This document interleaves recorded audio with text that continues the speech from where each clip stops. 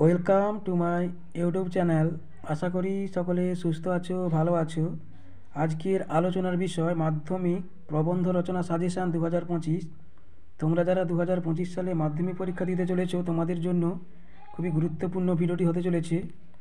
এই ভিডিওর মাধ্যমে আমি তোমাদের 5টি থেকে 6টি প্রবন্ধ রচনা সাজেশান দেবো, যেগুলো তোমরা পরীক্ষাতে অবশ্যই কমন পাবে। এবং পরীক্ষাতে তোমাদের 4টা থাকবে, তার মধ্যে একটি করতে হয়। তো তোমাদের সহায়িকা বইতে রচনাগুলো আছে, কিন্তু তা সত্ত্বেও আমি তোমাদের দিচ্ছি, কারণ সহায়িকা বইতে পয়েন্ট কম, কিন্তু পয়েন্টগুলো খুব বড় বড়। আমি তোমাদের খুব ছোট ছোট পয়েন্টে দেবো এবং পয়েন্টের সংখ্যা একটু বেশি হবে, ঠিক আছে? তবে তোমরা পরীক্ষাতে সম্পূর্ণ নম্বর পাবে। তো ভিডিওটি বড় হবে, তাই আমি তোমাদের পার্ট পার্ট করে করাবো। তো আজকের জন্য তোমাদের যেটা করাবো সেটা হচ্ছে বাংলার উৎসব কীভাবে করতে হবে, তোমরা দেখে নাও। তো প্রথমে তোমরা বাংলার উৎসব এভাবে লিখে ভূমিকা পয়েন্ট করবে, করে তোমরা এইভাবে লিখবে: এত বঙ্গদেশ তবু রঙ্গে ভরা। বাংলা হলো উৎসবের দেশ, এখানে 12 মাসে 13 পার্বণ।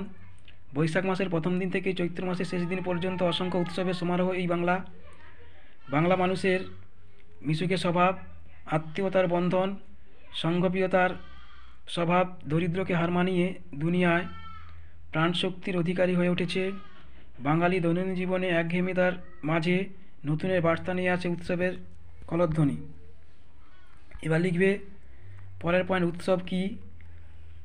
প্রাঙ্গণে আবাল বৃদ্ধ বনিতার উল্লাসিত সমাবেশ। উৎসব মানুষের প্রাণশক্তির বৈচিত্র্যময় অভিব্যক্তি। প্রত্যেক মানুষই উৎসবের দিনে সমস্ত প্রকার ভেদাভেদ ভুলে আত্মসুখের সীমা অতিক্রম করে সকলকে উদারভাবে আত্মধ্বনি জানায়।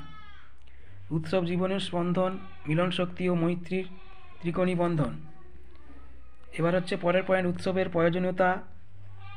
মানুষের জীবনে কর্মই প্রধান, কিন্তু কর্মের ধারাবাহিকতা হৃদয় হয়ে পড়ে আচ্ছন্ন, শরীর হয় উদাসীন। তারই মধ্যে হৃদয়কে নতুন উদ্যমে ভাসে নিয়ে যেতে যে বিষয়টি মানুষের স্বতঃস্ফূর্ততা বাড়িয়ে দেয়, তাই হলো উৎসব। ফলে উৎসব মানুষকে বাঁচাতে শেখায়। যেখানে মানুষের মধ্যে মেলবন্ধন গড়ে ওঠে, ফলে বিভিন্ন প্রকারের গোঁড়ামি দূরীভূত হয়। পরের পয়েন্ট: উৎসবের সেকাল ও একাল। তোমাদের কিন্তু এইভাবে পয়েন্ট অনুযায়ী লিখতে হবে, ঠিক আছে? সময়ের ধারাবাহিকে সব কিছুই পরিবর্তিত হয়, ফলে উৎসবের লাবণ্য, ক্রিয়াকলাপ সব কিছুই ধরন পরিবর্তিত হয়। কৃষি নির্ভর সমাজ ব্যবস্থা থেকে মানুষ হয়ে উঠেছে যান্ত্রিকতাপূর্ণ, আবার রাজার শোষণ থেকে মানুষ হয়েছে গণতান্ত্রিক। কিছু উৎসব প্রাচীনত্বকে আঁকড়ে ধরে সমমহিমা এখনও চলছে, আবার কিছু উৎসব কালের অতল গহ্বরে হারিয়ে গেছে। আগের উৎসব সাধারণত দিনের বেলায় হতো, শব্দের পরম্পরা ছিল ঝাঁঝর, ঢাক ইত্যাদির মধ্যে সীমাবদ্ধ।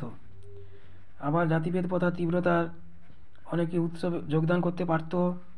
বর্তমানে শিক্ষার উন্নতি, দূর হয়েছে কুসংস্কার, রাত্রির আলোকসজ্জা, বিভিন্ন অনুষ্ঠান প্রভৃতি প্রয়োগে উৎসব হয়েছে প্রাণবন্ত। তারপর হচ্ছে উৎসবের শ্রেণীবিভাগ বলে তোমরা এইভাবে দেখে নিবে, আমি আর বলছি না, তাহলে ভিডিওটা অনেক বড় হয়ে যাবে। উৎসবের শ্রেণীবিভাগ বলে ধর্মীয় উৎসব, তারপরে দেবে ঋতু উৎসব, তারপরের পয়েন্ট পারিবারিক উৎসব, জাতীয় উৎসব, তারপরে উৎসবের ক্ষতিকর দিক, তারপরে শেষে দেবে উপসংহার, এবং শেষে তোমরা এই কবিতাটা দিয়ে দেবে, ঠিক আছে?